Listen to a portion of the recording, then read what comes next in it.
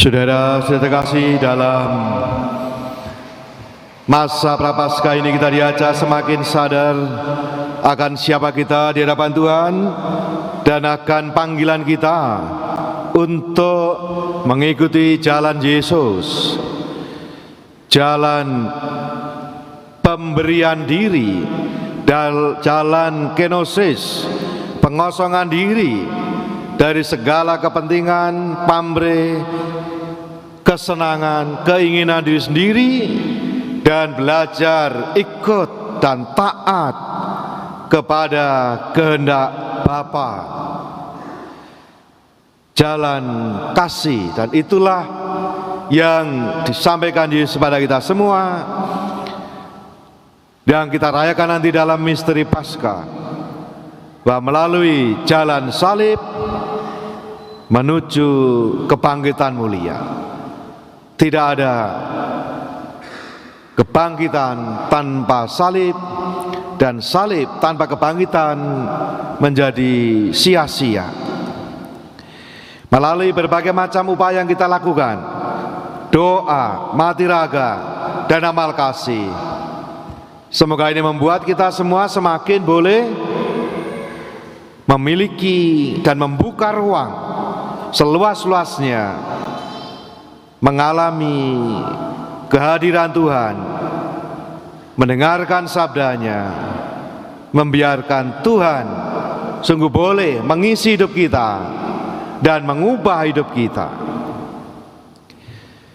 Melalui masa Prapaskah ini diajak agar kita yang terdiri badan, jiwa, dan roh sungguh semuanya mendapatkan asupan atau makanan yang bergizi.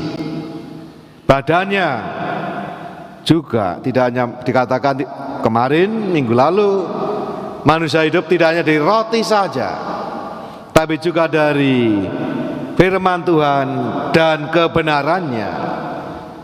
Jangan hanya diisi dengan makanan jasmani saja, jiwa juga perlu diisi kasih sayang, perhatian, diterima, dihargai, termasuk yang sekarang nanti kita doakan itu. Kalau sejak di kandungan sudah ditolak, itu direkam dan itu membekas. Meskipun Anda tidak tahu, tapi kalau anak dalam kandungan ditolak kehadirannya, itu direkam, dan itu akan sangat melukai. Direkam. Dan juga adalah roh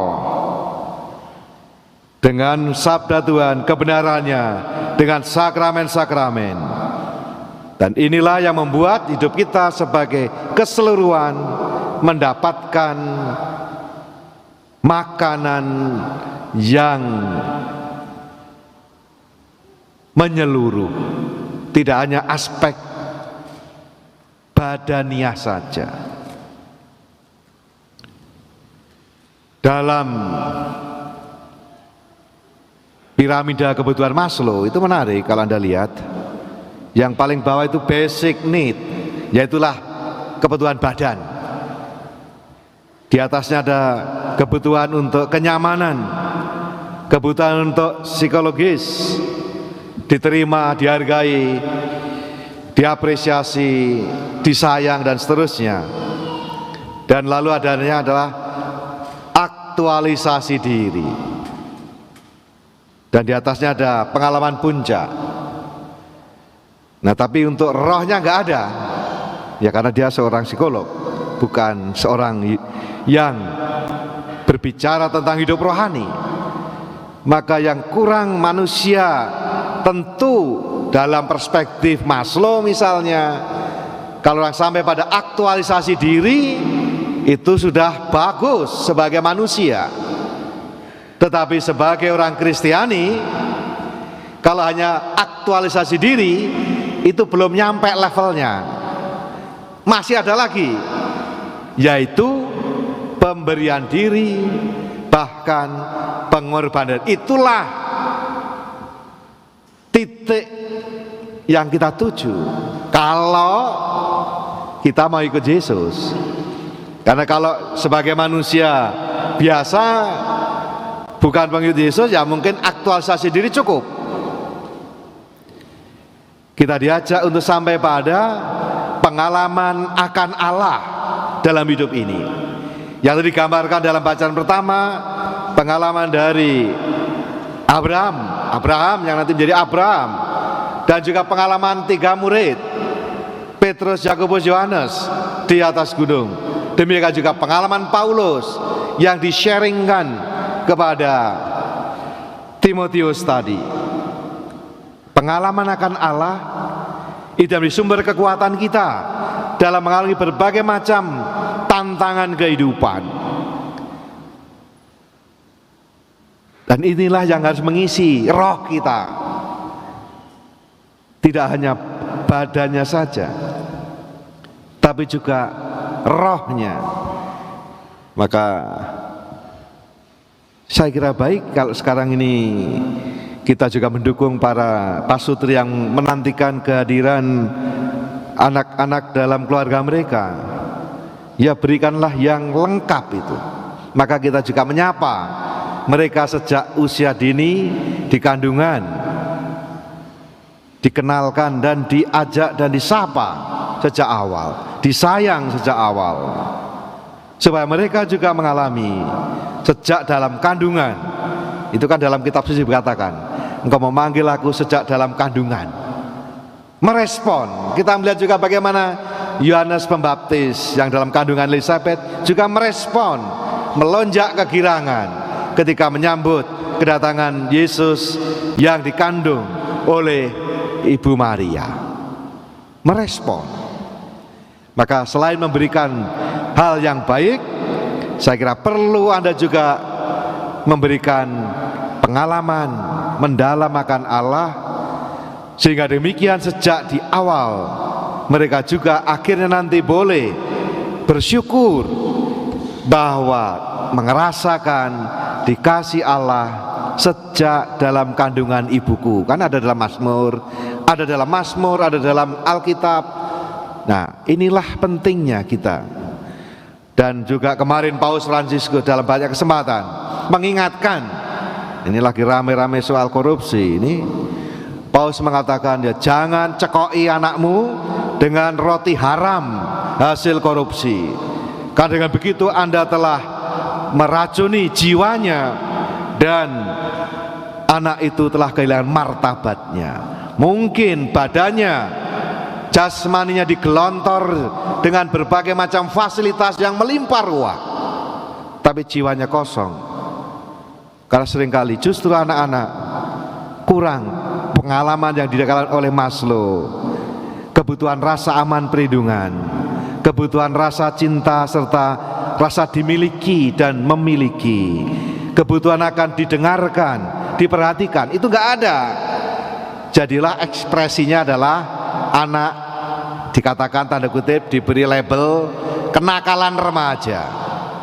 Nah, para psikolog, para konselor biasanya akan mengatakan tidak ada anak nakal, yang ada orang tua nakal. Maka ini penting, apakah orang tua juga memberikan kebutuhan selain fisik, juga kebutuhan jiwanya, merasa aman, merasa dimiliki, disayangi, merasa dibutuhkan, merasa dihargai. Nah, itu kalau itu nggak ada, ya akhirnya ekspresinya adalah cari perhatian. Bentuknya macam-macam. Salah satunya yang kita sebut sebagai kenakalan remaja atau anak-anak. Sebenarnya intinya apa? Ya cari perhatian. Karena kalau biasa-biasa saja orang tua okay. Tapi kalau jadi bikin ulah, bikin masalah, nah baru perhatian. Ini yang seringkali tidak ditangkap dengan jelas oleh para orang tua. Maka berikanlah tadi selain kebutuhan fisiknya, kebutuhan psikologisnya, dan juga tentu saja kebutuhan akan kehidupan spiritualnya.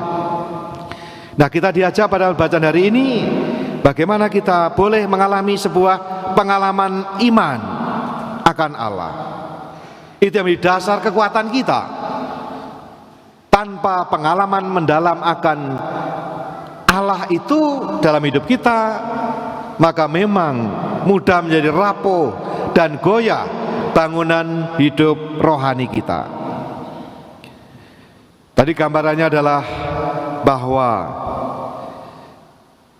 para murid naik ke gunung. Itu berarti apa? Untuk boleh mengalami Tuhan juga perlu suasana khusus, saat khusus, menyediakan waktu.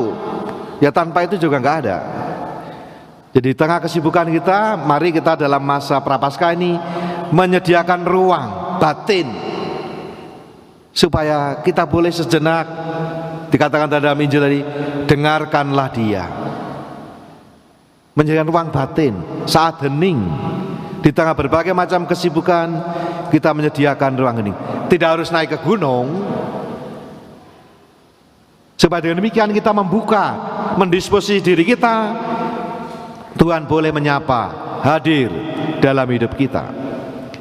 Nah, pengalaman mendalam itu sungguh-sungguh seperti dialami oleh Petrus tadi.